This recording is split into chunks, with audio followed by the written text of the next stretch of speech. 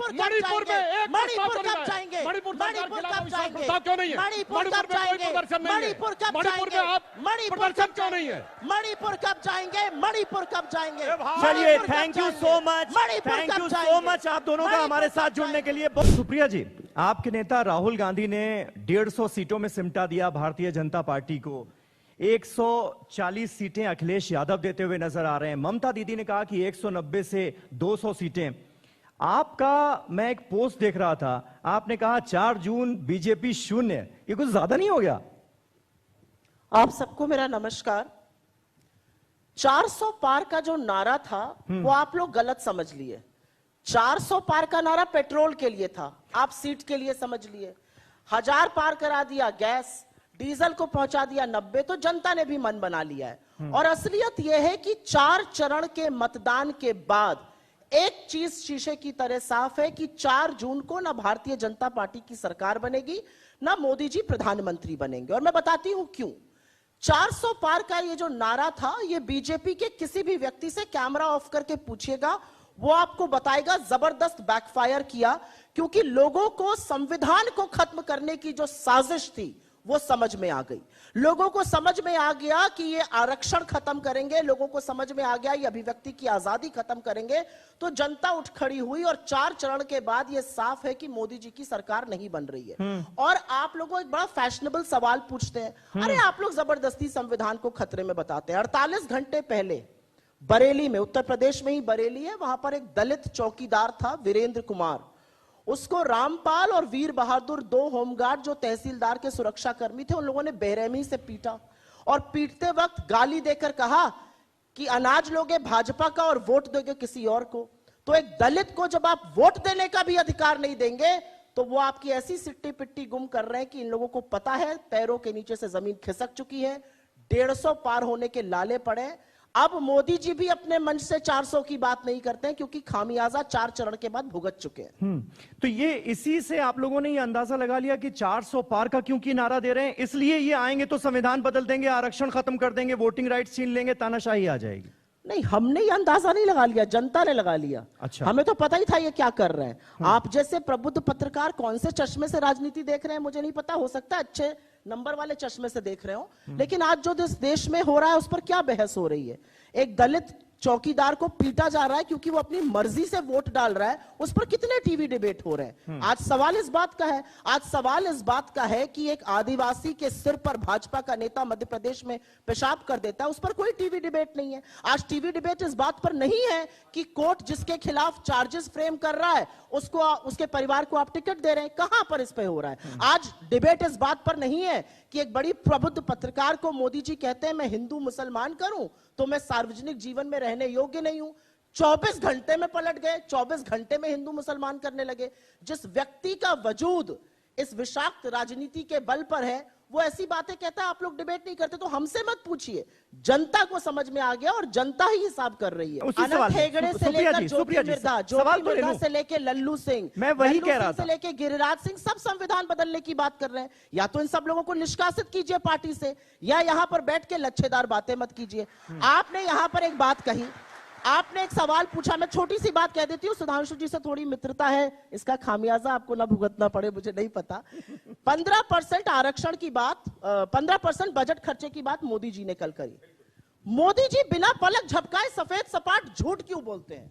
इस देश का प्रधानमंत्री झूठ क्यों बोलता है? आज चर्चा यह होनी चाहिए। मैं दावे के साथ कहती हूं और मैं यहां पर सीना ठोक के कहती हूं, एक डॉक्यूमेंट, एक कैबिनेट कमेटी की मिनट्स ऑफ द मीटिंग दिखा दे जहां पर ऐसा हुआ हो। आप आकर कुछ भी बोल दीजिएगा, आपने दाम्पत्य का सूत्र निभाया या निभाया, मैं उस डिबेट में नहीं पढ़ना चाहती हूं।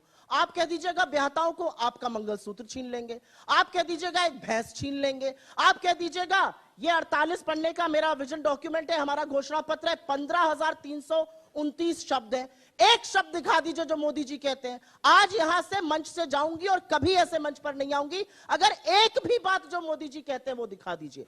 तो दिक्कत की बात यह है कि नरेंद्र मोदी इस देश के प्रधानमंत्री हैं, वो लगातार झूठ बोलते हैं। उनके झूठ को बेचारे कुछ लोग फैक्ट चेक करते हैं, large sections of the media fact check भी नहीं करता है, वही बात नीचे तक चलती है। कोई तो खड़ा होकर पूछे कि कहां से आपने ये 15% की बात करी, कहां से आपने मंगलसूत्र की बात करी। ये मंगलसूत्र जो हम पहनते हैं ब्याहता औरतें, ये कोई तार है, ये सोने का तार है या धागा है जिसको डाल लेते हैं? अरे एक पति का एक जीवन पर्यंत आप एक निशानी पहनते हैं। किस तरह की फिजूल की बातें करते हैं भाई प्रधानमंत्री? नहीं, बिल्कुल निश्चित तौर पर ये सवाल पूछे जा रहे हैं भारतीय जनता पार्टी के नेताओं से, लेकिन ये आपसे भी तो पूछा जाएगा कि जब आप संविधान बदलने की बात करती हैं तो भारतीय जनता पार्टी के किस घोषणा पत्र में, किस मैनिफेस्टो में इस बात का जिक्र है कि वो अगर आ गए, पूर्ण बहुमत की सरकार बन गई, 400 सीटें आ गई तो संविधान बदल देंगे? उनके पूर्व केंद्रीय मंत्री अनंत हेगड़े, उनके अयोध्या के सांसद लल्लू सिंह, उनकी ज्योति मिर्धा जो प्रत्याशी हैं हमारे यहां से ही गई हैं, वो गिरिराज सिंह, सब लोग तो बोल रहे हैं खड़े होकर, पब्लिक मंच से बोल रहे हैं संविधान बदल देंगे।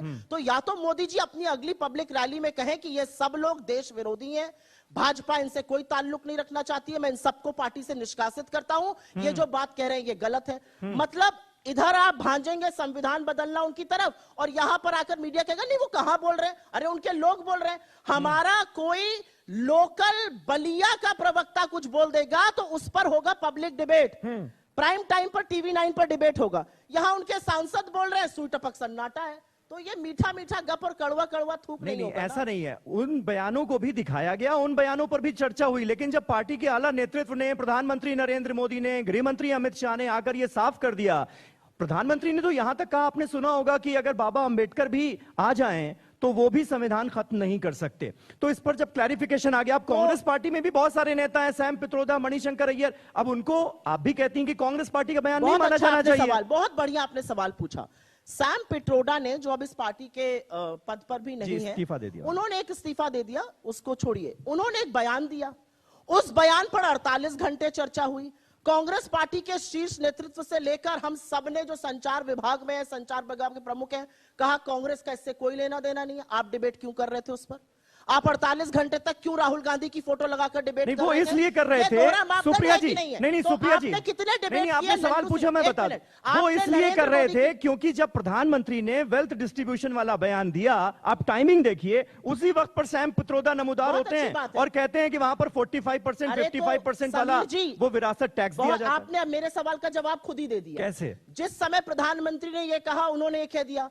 जिस समय हम कह रहे हैं कि ये संविधान बदलने वाले, इनके लोग कह रहे हैं संविधान बदलना है, आपने तो जेपी नड्डा और नरेंद्र मोदी की फोटो लगाकर डिबेट नहीं किए। आपने तो नहीं बोला कि लल्लू सिंह आपके सांसद ने कैसे कहा, आपने तो नहीं बोला अनंत हेगड़े ने कैसे कहा, आपने तो नहीं बोला। चलिए यही इसी सवाल से इधर उधर की बात न कर, ये बता कि कारवा क्यों लुटा। 20 करोड़ रोजगार देना था, 15 लाख सबके अकाउंट में डालना था, किसान की आय दुगनी करनी थी, 100 स्मार्ट सिटी बनानी थी, पेट्रोल डीजल का दाम 35 पर लाना था, रुपया डॉलर 1 कराना था, चीन को लाल आंख दिखानी थी। ये सब कुछ नहीं हुआ। अब मैं जरा 2-4 बातें सुधांशु जी से कह दूं। आप मेरे ट्रैप में फंस गए, पूछिए कैसे? आप एसबीआई एलआईसी की बात करने लगे। एसबीआई एलआईसी की बात हमने कब करी थी? जब अडानी महाघोटाले की बात करी थी। अब तो देश के प्रधानमंत्री कह रहे हैं कि अडानी और अंबानी बोरों में भर भर के, टेम्पो में लाद लाद कर काला धन बांट रहे हैं। आपका इस पर क्या वक्तव्य है? मुझे बताइए। अगर देश के प्रधानमंत्री इतना बड़ा इल्जाम लगा रहे हैं, इतनी गंभीर बात कर रहे हैं, तो ईडी, सीबीआई, इनकम टैक्स सांप सूंघ गया सबको, कोई जा ही नहीं रहा है। अरे अगर टेम्पो नहीं पकड़ेंगे मोदी जी तो कहां तक टेम्पो पहुंच जाएंगे? इस संदर्भ में बात करी गई थी। तो जब आप कहते हैं ना, जब हम बात करते हैं तो हमने विवश कर दिया कि 10 साल बाद नरेंद्र मोदी को उसी भ्रष्टाचार पर बोलना पड़ा जिस भ्रष्टाचार की हम बात करते थे। वही अडानी अंबानी पर वो हमला। वैसे सिर्फ एक बात बोलता हूं, असलियत ये है कि जो सिलेंडर 400 का था उसको 1100 कर दिया, जो पेट्रोल 70 का था उसको शतक पार करा दिया, आटा दही पर जीएसटी लगा दिया, अरे प्रभु पढ़ाई दवाई पर जीएसटी लगा दिया। ये हाल आपने महंगाई का कर दिया है। आज गाना बदल गया है। पहले गाना था सखी सैया तो खूबे कमात है, महंगाई डायन खाए जाते। आज दूसरा गाना चल रहा है, सखी सैया तो नईखे कमात है, महंगाई डायन खाए जाते हैं। असलियत ये है। सुधांशु जी भी सांसद है। क्या प्रधानमंत्री की बात से सहमत हैं कि क्या टेम्पो में भर भर कर, बोरों में लाद लाद कर काला धन बांटा जा रहा है? क्या आप इस बात से सहमत हैं या नहीं है? आप भी सांसद हैं, सम्मानित हैं, हाँ या ना में जवाब दीजिए ना। पीयूष गोयल से सवाल पूछा गया, उन्होंने क्या कहा? अगर प्रधानमंत्री ने कहा है तो उन्हीं से पूछो। ऐसी कन्नी काटना तो मैंने आज तक किसी को देखा ही नहीं है। पार्टी बिल्कुल चुप, एक व्यक्ति नहीं बोल रहा है पार्टी में कि प्रधानमंत्री सही कह रहे हैं या गलत कह रहे हैं। प्रधानमंत्री पहले चरण के बाद मटन मीट मुर्गे पर आ गए, दूसरे चरण के बाद मंगलसूत्र और भैंस पर आ गए, तीसरे चरण के बाद वो आ गए अडानी अंबानी पर, और चौथे चरण के बाद मोदी जी को गजनी का शिकार हो गए। जैसे गजनी में था ना, मैं तो हिंदू मुस्लिम करता ही नहीं हूं, 12 घंटे बाद मुसलमानों के साथ ये हुआ है। तो ये 4 चरण की मोदी जी की कहानी है। अब आप सवाल, बिना न्योता लपके बिरयानी और सिवई खाने गए हमारे देश के प्रधानमंत्री लाहौर, क्यों गए? बिना न्योते के आईएसआई को पहली बार हिंदुस्तान की सरजमी पठानकोट पे किसने बुलाया? आपकी सरकार, आपके प्रधानमंत्री ने। असलियत यह है, अडवाणी जी पाकिस्तान गए, क्यों गए शिरकत करने, क्यों गए सिर झुकाने उस जिन्ना के सामने जिसने यहां पर हिंदुस्तान पाकिस्तान का बंटवारा किया? आपकी असलियत यह है कि जब हमारे लोग, जब इस देश की जनता अग्रसर थी और अंग्रेजों को करो या मरो का नारा देके देश से खदेड़ रही थी क्विट इंडिया मूवमेंट में, आप जिन्ना के लोगों के साथ, मुस्लिम लीग के साथ सरकार चला रहे थे, गलबैया कर रहे थे। आप तो फजूल रहमान के साथ लगे हुए थे जिसने प्रस्ताव पारित किया था पाकिस्तान के बनने का। तो असलियत यह है कि यहां पर मत बोलिए। आपने इस देश की सामाजिक चेतना की बात करी, उस पर चर्चा होनी चाहिए। सामाजिक चेतना बिल्कुल जरूरी है। सामाजिक चेतना, और एक हिंदू होने के नाते मैं बहुत अपमानित और बहुत उद्वेलित महसूस करती हूं जब मैं ज्योतिर्मठ के शंकराचार्य का कल का बयान सुनती हूं, जहां पर वो कह रहे हैं कि देश में डर का माहौल है, मुझ तक को डराया जा रहा है, मुझ तक को धमकाया जा रहा है, इसलिए मैं अपने अनुयायियों से कहता हूं ज्यादा मेरे आसपास मत रहो, तुम्हारे ऊपर भी पुलिस और प्रशासन हावी हो जाएगा। ये हमारे धर्म के शंकराचार्य कह रहे हैं। आपने राम मंदिर का इनॉग्रेशन किया, बहुत अच्छी बात है, हम सबके आराध्य हैं, मर्यादा पुरुषोत्तम है, उनकी मर्यादा का एक अंश आप में नहीं है, वो अलग बात है। राम ने तो कहा रामायण में क्या कहा वाल्मीकि जी ने? दैहिक दैविक भौतिक तापा, राम राज नहीं कहूं व्यापा। आपने तो उस रामायण को भी झुठला दिया। आप ना गरीबों की बात करते हैं, ना शोषितों की करते हैं, ना वंचितों की करते हैं, ना किसी और की करते हैं। मैं आपसे एक बात पूछना चाहती हूँ, कितने शंकराचार्य, एक मिनट, कितने शंकराचार्य वहां दिखे? इस देश की पहली महिला आदिवासी राष्ट्रपति क्यों नहीं दिखी? वही नहीं जिस सदन में आर्टिकल 5 में कहता है कि पार्लियामेंट का मतलब है राष्ट्रपति और लोकसभा और राज्यसभा, उसके इनॉग्रेशन में आपने महामहिम को क्यों नहीं बुलाया? आपने शिलान्यास में दलित राष्ट्रपति को क्यों नहीं बुलाया? इलेक्टोरल बॉन्ड पे इधर उधर की बात मत करिए। इलेक्टोरल बॉन्ड पे सुप्रीम कोर्ट ने आपकी कलई खोली और कहा यह गोरख धंधा बंद होना चाहिए। चंदा दो, धंधा लो, वसूली रैकेट चल रहा है, ईडी सीबीआई इनकम टैक्स जा रही है, चंदा आ रहा है, बंद हुआ जा रहा है। आपने तो हिंदू धर्म में होने के नाते कहती हूं, बीफ की कंपनी तक से चंदा लिया है कि स्वयंभू हिंदू धर्म के ठेकेदार बनते हैं आप। शर्म कीजिए आप लोग। आपने तो गौकशी के जो लोग करते हैं उस कंपनी तक से चंदा लिया। आप क्या बात करेंगे? अच्छा, वो गाना था सुधांशु जी, हम प्याला हम निवाला की बात कर रहे थे। काश इसी तकरीर से, काश इसी जज्बे से चीन का नाम आपके प्रधानमंत्री ले पाते। असलियत यह है कि 20 जाबाजों की गलवान में शहादत हुई और प्रधानमंत्री ने कहा कोई घुसा हुआ नहीं है। 20 कोर कमांडर लेवल की बातों के बाद, वार्ताओं के बाद हम 2020 की यथावत स्थिति नहीं बना पाए। हम चीन से $200 बिलियन का ट्रेड कर रहे हैं, लोगों की आंख में धूल झोंक रहे हैं टिकटॉक बैन करके। अरे असलियत यह है कि चीन आपके घर में घुसा हुआ है। सारा का सारा लद्दाख सड़कों पर है, वहां पर लोग आमरण अनशन कर रहे हैं। आप वहां जाने की भी जरूरत नहीं समझते हैं। कश्मीर की बात करते हैं, चुनाव नहीं लड़ पा रहे वहां पर, 3-3 सीटों पर उम्मीदवार नहीं उतार पाए। अरे इतना बढ़िया था तो कश्मीर में चुनाव लड़के दिखाते ना, काहे भाग गए?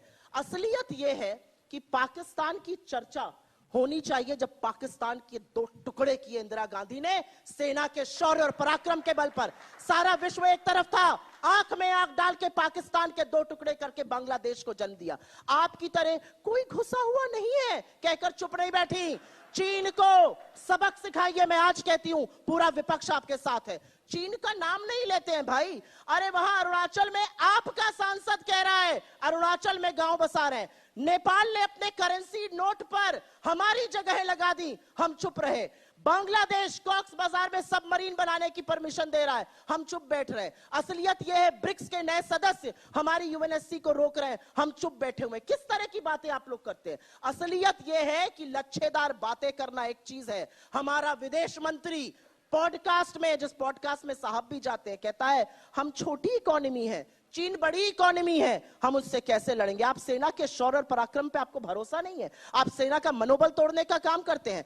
2020 की यथावत स्थिति ना बनना, बार बार चीन कहता, आपका प्रधानमंत्री भी तो कहता है कोई घुसा हुआ नहीं है। चीन का नाम क्यों नहीं लेते हैं? और पाकिस्तान की बात कृपया करके वो लोग ना करें, नाम ले लूं, अनुमति कृपया हो तो। करके वो लोग ना लें कि पाकिस्तान का नाम, जो असलियत में पाकिस्तान जाकर जिन्ना की मजार पर मत्था टेकते हैं। ये काम मत कीजिए। असलियत अरे ये भाई है मेरी कि पूरी चीन बात के होने साथ दीजिए, नहीं क्या होगी तरीका है? सुधांशु जी, चीन वक्त के की साथ- थोड़ी सी कमी है। जी जी, चीन जल्दी के से। साथ $200 बिलियन का धंधा आप करते हैं। चीन को पैसा आप दे रहे हैं, अपनी सेना को वहां पर वो एग्रीमेंट सूट आप करता है। करते हैं। असलियत यह है कि चीन का नाम प्रधानमंत्री नहीं लेते हैं। महाबलीपुरम में शहनाई जरूर सुनी, साबरमती में झूले की पींग जरूर लड़ाई, लेकिन चीन का नाम नहीं लेते। अरे आपके प्रधानमंत्री इस देश के मणिपुर में जो साल भर से जल रहा है वहां जाने की हिम्मत नहीं करते। चीन का नाम क्या ले? इस देश के प्रधानमंत्री के अंदर मणिपुर जाने की हिम्मत नहीं है। जल्दी से, मणिपुर जल्दी जाने से, की 10 हिम्मत सेकंड नहीं है। सुधांशु जी। मणिपुर कब जाएंगे? दोनों बातें डेट और जवाब टाइम देता हूं। बताइए। अरे अरे सुनिए। प्रधानमंत्री डिबेट से भाग रहे हैं, मणिपुर जाने की बोलने हिम्मत तो नहीं है। दीजिए सुप्रिया ये जी उनको। असलियत है। जी